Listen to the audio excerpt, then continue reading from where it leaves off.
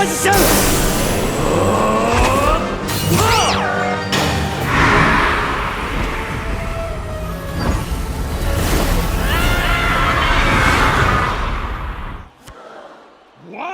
Ava plays rare candy! Torikasta Okore! Overdress!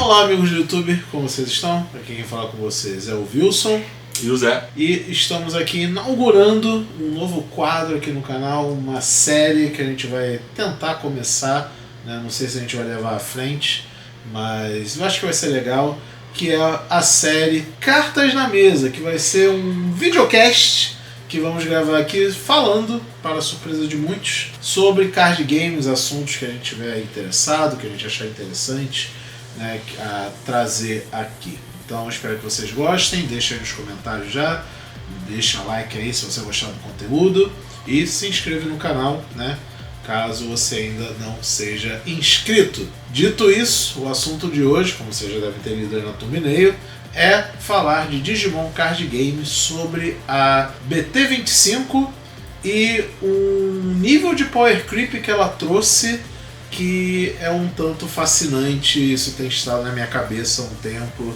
e eu achei que esse formato seria o ideal para falar desse assunto aqui no canal, né?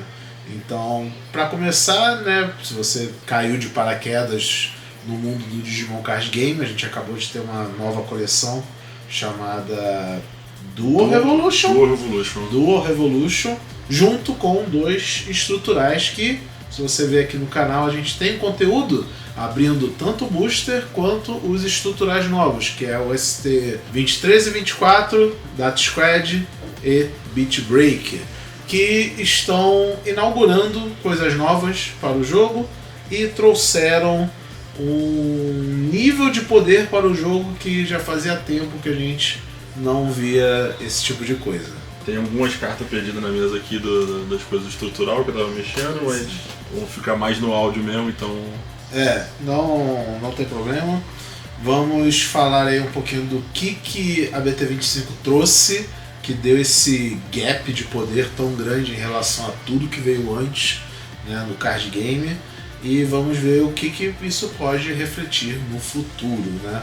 E para começar esse assunto, acho que o melhor jeito de começar é falando do metagame, né? A gente tem aí os dados, temos a experiência de jogar esse formato, apesar da gente não ter diretamente jogado torneios nos últimos dias, né, nas últimas semanas pós BT25, a gente jogou entre a gente, né? A gente está com os decks atualizados, estamos com um deck relativamente meta, né, do jogo. Sim. Entre a gente, e também jogando online, no DCGO e essas coisas, que é o que está dominando por lá também. E, mais importante de tudo, a gente tem os dados dos resultados dos jogos mundo afora, né? Que provavelmente eu já estou jogando aqui na tela o gráfico que o site do Digimon Card Meta sempre faz semanalmente, né? Registrando todos os tops das últimas semanas.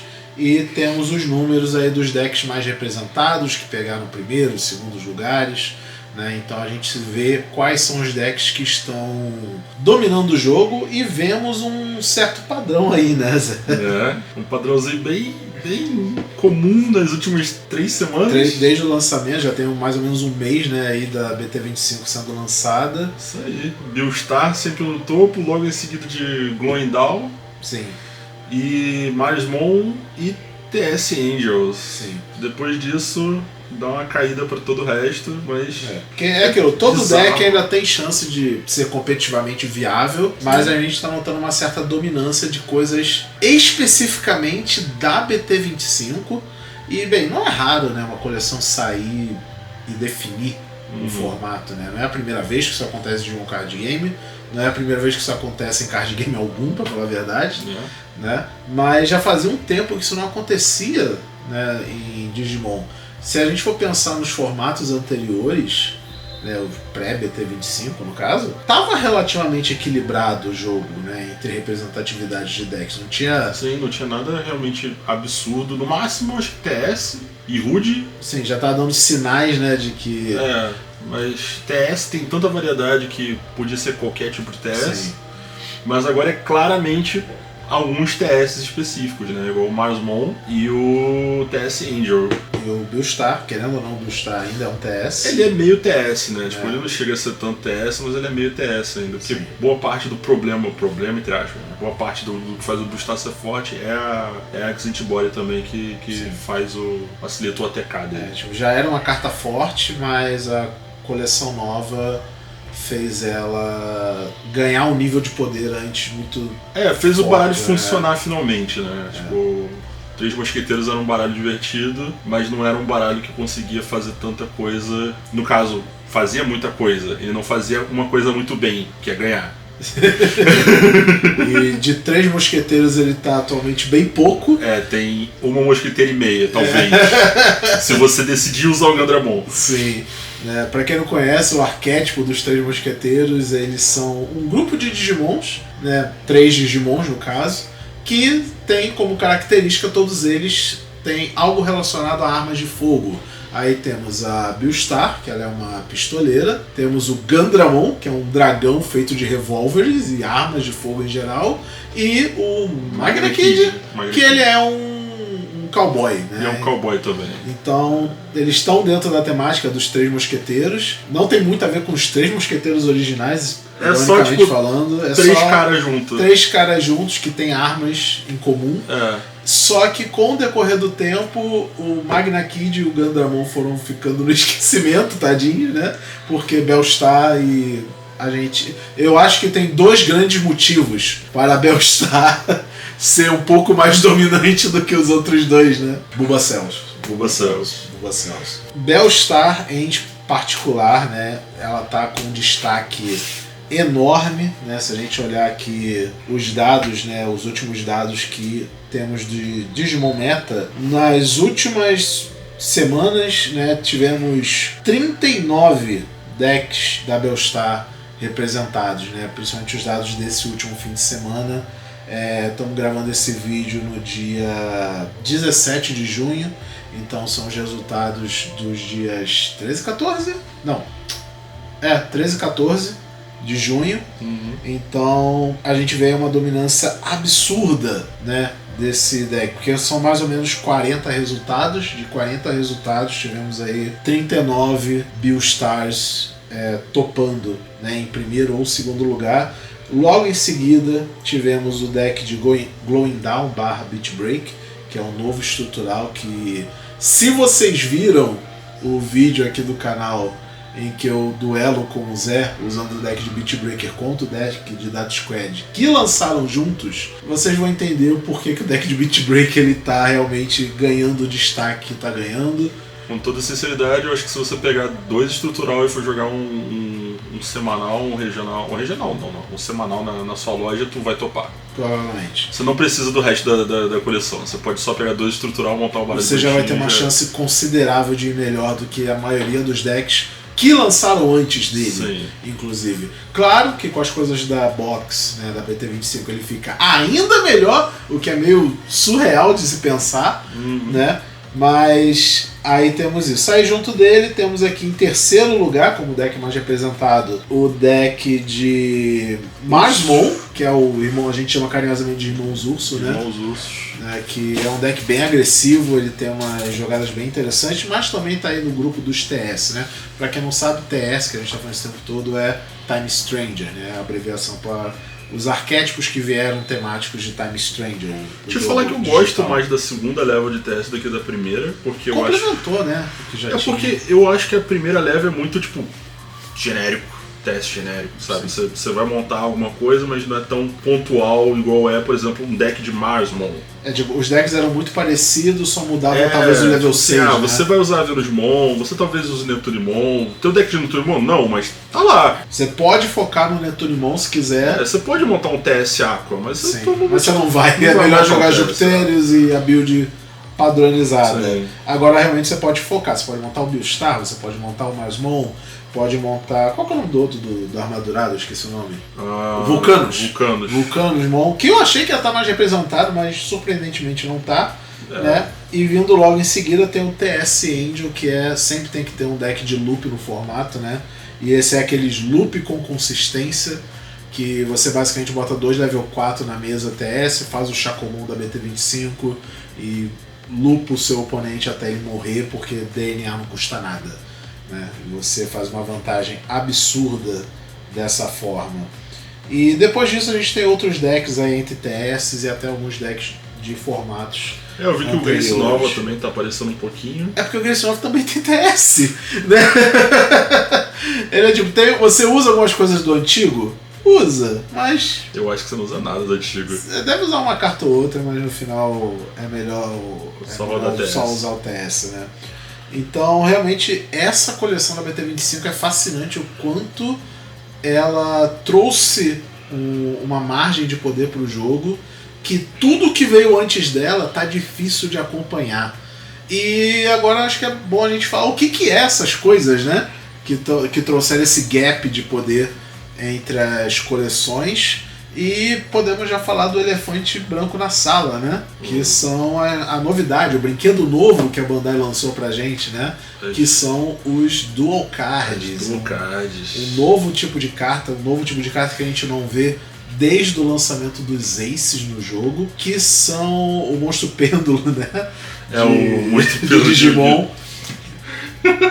Que é uma option card junto com uma carta de Digimon. Ela tem algumas características únicas, como por exemplo, Dual Card não tem play cost, então você não pode só jogar essa carta da sua mão. Não tem nenhuma forma possível de você jogar ela, então... A carta fala, joga um Digimon do Trash, não importa, você não pode. O único jeito de usar ela individualmente é se você usar o efeito dela como option, e se você puder fazer o Artes Digivolve, que é a condição dela de digivolver em cima de um Digimon na mesa, aí você digivolve.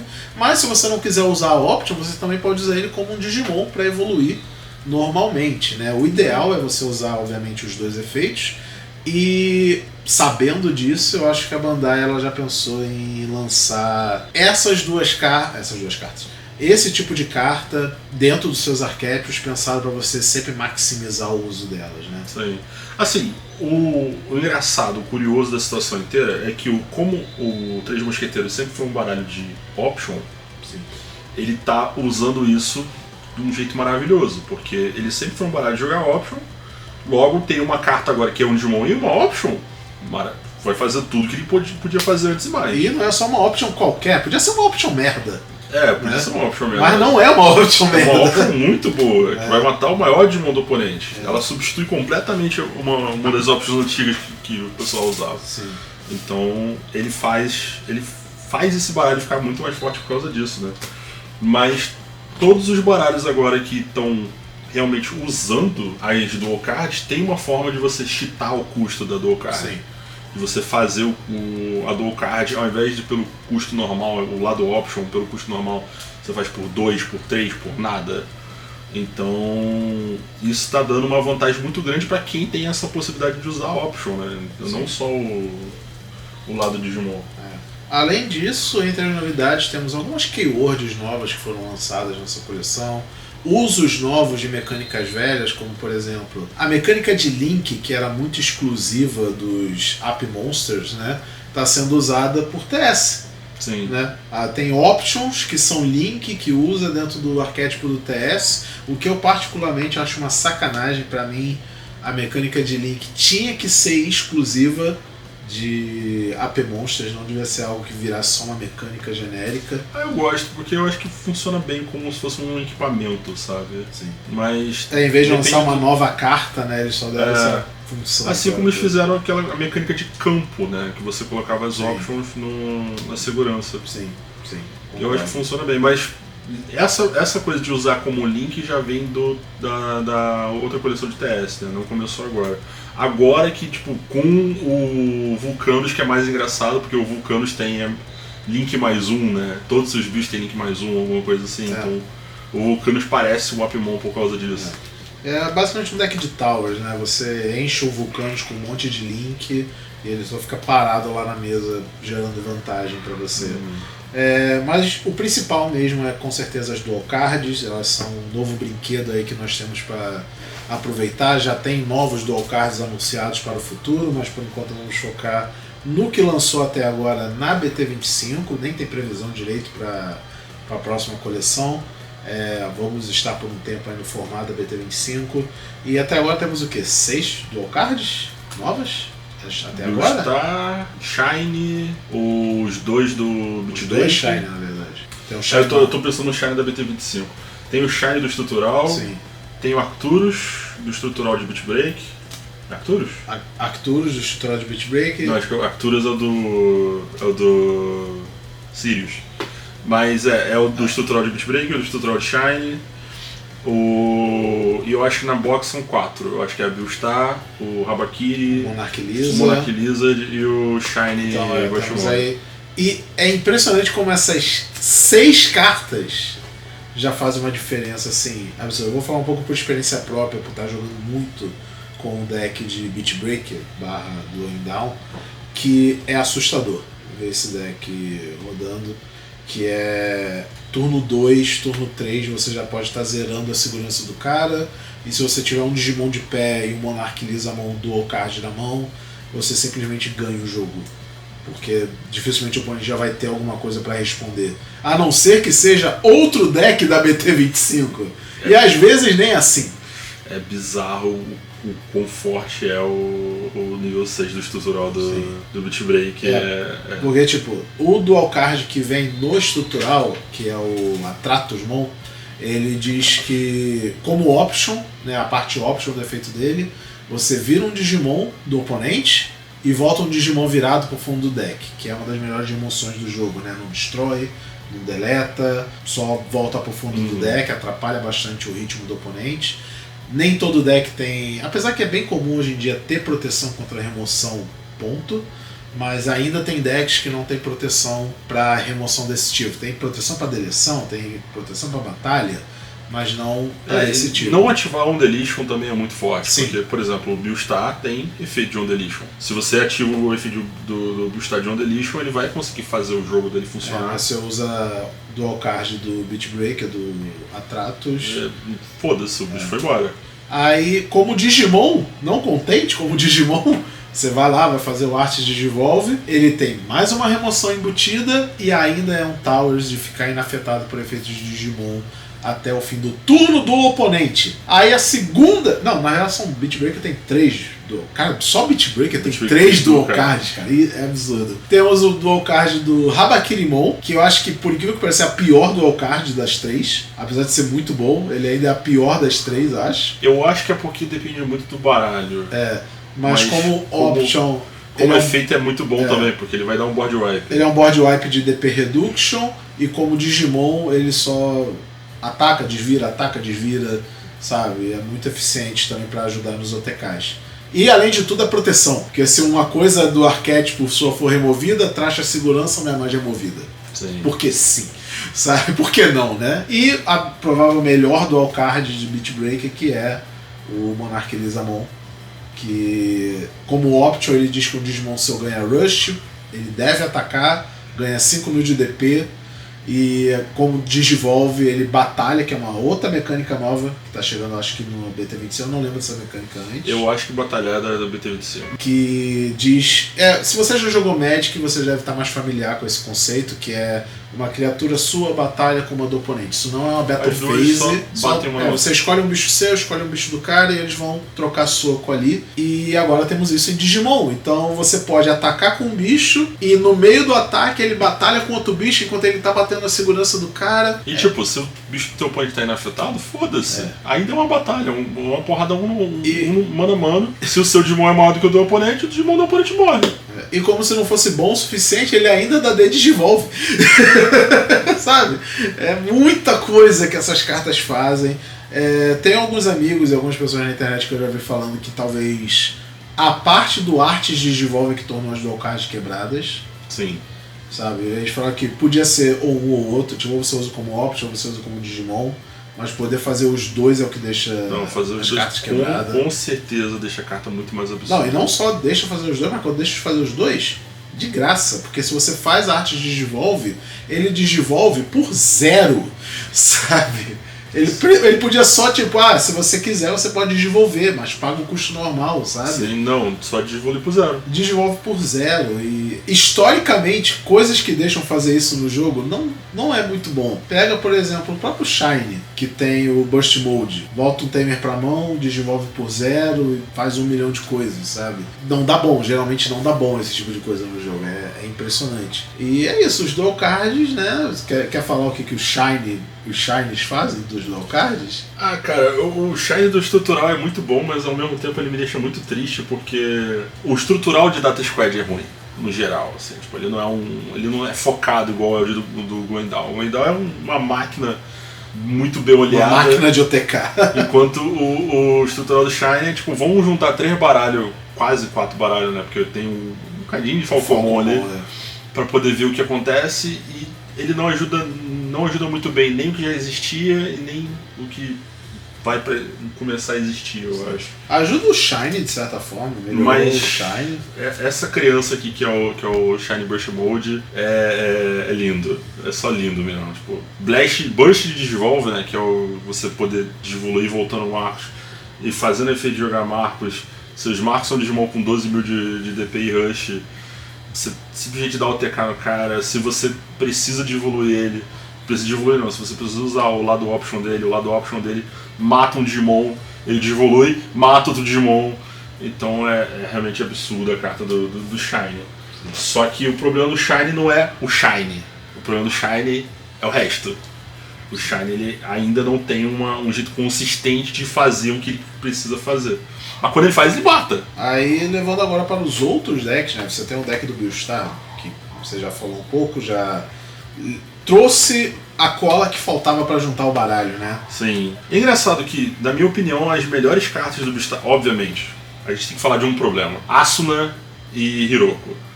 As duas Tamer que simplesmente cheata um Digimon na mesa. Isso aqui é uma coisa boa, uma coisa interessante de falar. Elas estragam o jogo, porque isso aqui é realmente uma aceleração de jogo muito maior do que... Elas resolvem antes da draw ainda, né? Elas resolvem antes da draw, e se você tiver 4 ou menos de memória, você, no caso da Asuna, joga um TS ou um 3 mosqueteiros, o DLTS ou 3 mosqueteiros, do Trash sem pagar o custo, nível 4 ou menor, e a Hiroko, acho que ela joga um TS ou 4000, TS de 4000 ou TS ou um Digimon de 4000, não lembro exatamente qual é a coisa, de DP da mão sem pagar o custo. O fato de que você tem uma Asuna na mesa e tem, sei lá, uma Gatomon no seu Trash, vai fazer você fazer o jogo funcionar absurdo, porque você vai jogar a Gatomon vai jogar outra Asuna, e você vai continuar jogando como se você tivesse muito mais do que 3 de memória, por exemplo. Então, isso aqui é mais absurdo pro baralho do que as cartas novas. Mas as duas cartas novas principais, que seria a Lady Devimon, no caso as pequenas, né? Não a Beelstar. A Lady Devimon e a Gatomon, elas fazem esse baralho aqui ficar absurdo. Todo o pacote, né? Não é só realmente só uma dual card que melhorou o baralho. Todo o suporte novo. Basicamente a Beelstar ganhou uma linha evolutiva inteira nova, né? Desde o Gazimon. Desde o ovo. Desde o ovo até a Beelstar. Até a Beelstar. E toda a linha dela é cheatar coisa. Então o ovo vai cheatar o custo de evolução, o Gazimon vai cheatar a carta pra baixo dela. Sim. A Gatomon vai ficar cheatando a Stamer. E a Lady Devimon vai cheatar o Voice Option. Sim. A quantidade de memória que você não gasta com essa linha evolutiva inteira é absurda. Falando assim de memória, eu esqueci de comentar. Isso é em comum tanto no Beat Breaker quanto no Data Squad, que é uma mecânica nova de certa forma, que é você colocar cards no topo do seu deck de face para baixo, embaixo dos seus tamers para fazer coisas. Isso também dá uma economia de memória gigante, porque os tamers de Beat Breaker e Data Squad dizem no início do seu turno, pega a carta do topo do seu deck, coloca embaixo dele e você ganha 1 de memória. Isso acumulado é absurdo, porque o cara te passa com 2 de memória, 3 de memória normal, você vai a 6 de memória, 7 de memória. depende de quantos tamers você tem. E tem cartas que aceleram essa mecânica, né? No caso do Beat Breaker tem a carta com Repulse, né? Que você vai fazer tanto o efeito do tamer quanto o efeito da Repulse, ganhando 2 de memória, comprando carta, colocando recurso embaixo do seu tamer, porque a limitação de Beat Breaker é, você tem que ter carta embaixo dos seus tamers para resolver os seus efeitos, senão você tem meia carta na mesa. Você sempre vai ter carta embaixo do tamer.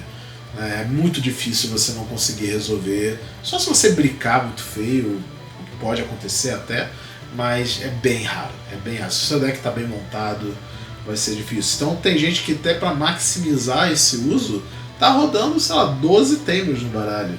Né? 4 Setter, 4 do Tomori Kyo, 4 do outro lado da menina e do garotinho, que eu esqueci o nome agora, a Reina e o...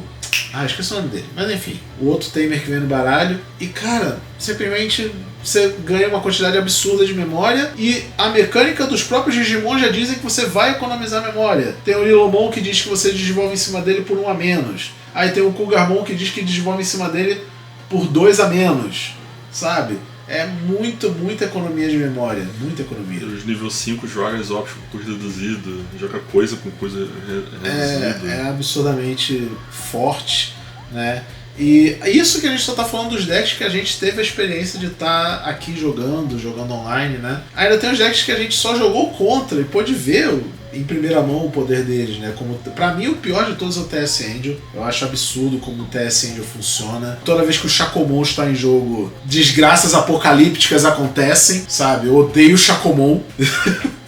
Bane o segundo Chacomon também, que se foda, não ligo, sabe? E tem a mecânica de DNA. A gente já tem uns spoilers da próxima coleção que vai ser bem pesada, pensada em DNA. Mas isso pode ser um assunto para outro podcast. Mas é isso, cara. A gente tá num formato em que ou você joga de BT25 ou você não joga, basicamente. Né? E os números não mentem, né? A gente vê uma discrepância enorme aí. Enquanto a gente tem aí 40 Beastars topando em torneios semanais, a gente tem tipo um Vortex topando, um Galactimon topando, um X-Mac topando. É engraçado você parar pra pensar, tipo assim, cadê Rude? Cadê... Um Belze topando, sabe? Cadê Medusa? Ainda estão aqui, ainda aparecem como resultado, não é tipo é bizarro. Em 2 semanas, 3 semanas de jogo, um desses topou, sabe? E aquilo, tem locais e locais, né? Porque tem local que, sei lá, foi 4 pessoas jogar e não tinha ninguém jogando de BT25, aí claro que um desses decks topou, mas pelo menos os resultados de torneios maiores, mais relevantes e tal, é só BT25 e tá uma situação quase chata, né? De que se você for aconselhar pra alguém a começar o jogo agora, é difícil você falar, escolhe um deck que tu gosta e começa a jogar, porque se ela for jogar minimamente competitivo... Não dá pra você falar, pô, joga aí de Wargreymon, você não vai conseguir jogar. Você pode até ter sucesso, porque não é impossível, como eu falei, não quer dizer que os outros decks ficaram terrivelmente ruins só por causa da BT25, mas você sente a discrepância do poder. E aqui, né, entre a gente como jogador, a gente sentiu isso meio que na pele, porque eu tenho jogado, né, anteriormente com o deck de X-Machina. E era meio que um deck que a gente olhava assim e ficava, caraca, como que esse deck funciona? E o X-Machina estava tendo bastante resultados, né, competitivamente falando. Porque você faz um tower gigante que simplesmente não morre, e ele é somente counterado por um outro deck que só é funcional por causa de lore, que é o Vortex, sabe? Então era um deck bem forte, e se a gente botar ele comparado a tudo que veio depois da BT25, já sente uma balança assim enorme de diferença, sabe? Sim. Se eu tentar jogar com o meu X-Machina contra, por exemplo, o Bellstar, eu não consigo garantir que eu vou conseguir ganhar do Bellstar. Eu com o meu deck de Beat Breaker jogando contra o Bellstar, eu já não garanto, porque além de estar um formato dominado pela BT25, tá meio que um jogo de pedra, papel e tesoura. Sabe? Bellstar é a pedra, o Beat Breaker é a tesoura e o resto dos TS é o papel, sabe? De vez em quando o papel pode quebrar a tesoura, mas no geral a tesoura vai sempre ganhar do papel e vai fazendo esse joguinho. E tá um meta muito rápido. Muito rápido. Turno 3, turno 4 já tá acabando o jogo. Tá um meta muito rápido. O Beat Break mesmo, tipo, se vier certo, ele ganha no turno 2, turno 3. Sim.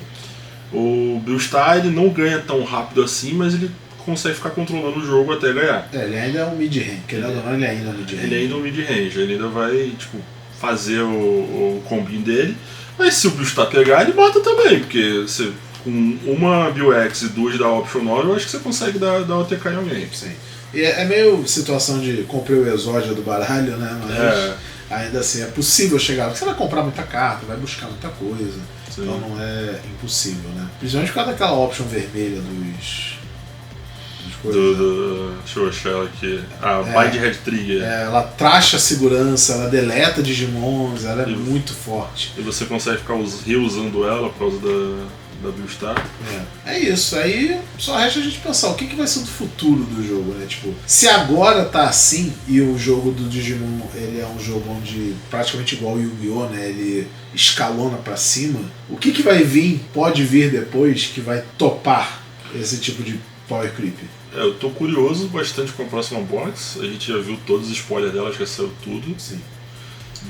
Já tem umas cartas novas do cards interessantes, já tem umas cartas legais, interessantes, mas eu não sei o quanto que essa nova box vai afetar essa box antiga, né? Sim.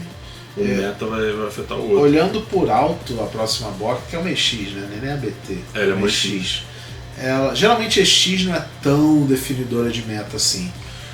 Tem umas cartas engraçadas que mexem com Tamer, mexem com mecânica que normalmente não é usada, então eu sinto que pode ser que, por exemplo, o deck de Deep Savers da nova box consiga afetar o Glowing Down e o Bill, sim, tirando os Tamers dele, né? Porque são a parte mais forte dos dois baralhos. Mas eu não sei, realmente eu não consigo dizer. A minha teoria pessoal, e até lendo, né, os efeitos das cartas novas que estão para vir, eles já estão desenvolvendo efeitos ao redor da própria BT25. Existem options que são Digimons, então os Digimon já estão começando a ter proteção contra option, proteção contra remoção não Digimon no geral, sabe? Então já estão pensando ao redor disso para que o jogo seja equilibre, porque senão, que motivo você vai ter de comprar a próxima box se as coisas da BT25 ainda são melhores do que a maioria das coisas? Mas é um problema que Gundam tá tendo, né? Outro jogo da Bandai, que coisas do início do jogo ainda são muito melhores do que as coisas que estão vindo depois do jogo. Sim. Sabe? E eles ainda não conseguiram balancear muito bem o power level do jogo. Tipo, não tá tendo power creep. Tá tendo tipo, você tem que jogar com as coisas novas porque você só não consegue achar as coisas velhas. Você joga com as coisas novas só se você quiser experimentar algo novo, mas meio que... por que você vai jogar com algo novo se você pode jogar só com isso aqui que já está estabelecido como o melhor do jogo, sabe? Um comentário engraçado que a gente pode fazer, né, já que eu comprei bastante AD01, é que eu cheguei a comprar AD, montei os baralhos da AD, e a coisa que a gente estava esperando é que, tipo, os baralhos da AD eles iam continuar no meta também. Sim. Tipo, o Royal Knight. O Sirius vai entrar no meta agora, né? Porque tá saindo uma linha evolutiva inteira nova pra ele. Com o Dual Card. Com o Dual Card. Mas, tipo, o Imperial, a gente esperava que o Imperial fosse ser absurdo. Mas ainda é. Ainda é muito forte. É um baita deck fortíssimo, inclusive. Só que não tá vindo o jogo também. Porque até o Shine não tá vendo o jogo direito. Deixa eu ver se o Shine ganhou coisa da... O Imperial teve 2 tops. Aí. 2 tops. E isso é meio que excepcional para decks não BT25, sabe? Então, é isso. Esse é o nosso assuntinho de hoje. Acho que já falamos tudo que a gente tinha que falar. Quer acrescentar mais algum comentário? Né? A gente não tem uma conclusão necessariamente para chegar, porque é um assunto em aberto, o formato ainda está sendo jogado, está sendo desenvolvido, tem coisa nova sempre para chegar, mas eu só queria externar um pouco dessa minha fascinação e até um pouco de preocupação de que a BT25 foi um power creep no jogo que meio que pode até ser um pouco exclusória para novo jogador, a não ser que o novo jogador já chegue jogando as coisas da BT25. Sim. Então ele tá bem, mas infelizmente nem sempre todo mundo quer chegar jogando Beat Break, o Data Squad, o Shine, o Beelstar e essas coisas. Às vezes é que, eu quero jogar com um deck de, sei lá, Tentomon. Eu gosto da linha evolutiva do Tentomon. Tem um deck bom de Kabuterimon que eu posso jogar? A gente vai falar, tem. Só que se você quiser jogar um torneio com esse deck, é capaz de você não ver um bom resultado, né? Recentemente eu joguei com um deck de Royal Knight no torneio e eu já senti o peso da idade dos Royal Knight. Logo os Royal Knight, que eram sempre tratados como um dos melhores decks do jogo. Eu já senti assim, caraca, realmente o Royal Knight não tá dando dentro com os decks atuais. Eu acho que o Royal Knight vai tomar uma surra. Se jogar 10 vezes contra o Beat Breaker, ele morre 10 vezes contra o Beat Breaker. Dito isso, no último torneio que eu joguei com o Royal Knight, eu joguei contra o Beat Breaker. E tomei-lhe uma sova. Sabe? Foi bizarro. Então é isso, galera. Espero que vocês tenham gostado desse nossa série. Eu não faço muitas séries aqui no canal, mas vou experimentar isso. Não sei qual vai ser a periodicidade desses programas, mas tá aí o nosso episódio piloto do Cartas na Mesa, né? Por enquanto patrocinado por absolutamente ninguém. Então esteja, se alguém quiser patrocinar o nosso podcast, o nosso videocast, fique à vontade aí para oferecer-se. E é isso. Muito obrigado para quem assistiu até agora. Vou deixar aqui nos comentários, né, e na descrição do vídeo nossas outras redes sociais. O Zé tem o Instagram dele lá. O Zé trabalha com impressão 3D. Então, se vocês quiserem uma coisinha legal de impressão 3D, falem com o Zé, né? Vocês já devem ter reparado as deckboxes que eu uso. Quase tudo o Zé que fez também. Então é isso. Dá tchau aí, Zé. Tchau, tchau. E até o próximo vídeo. Bye!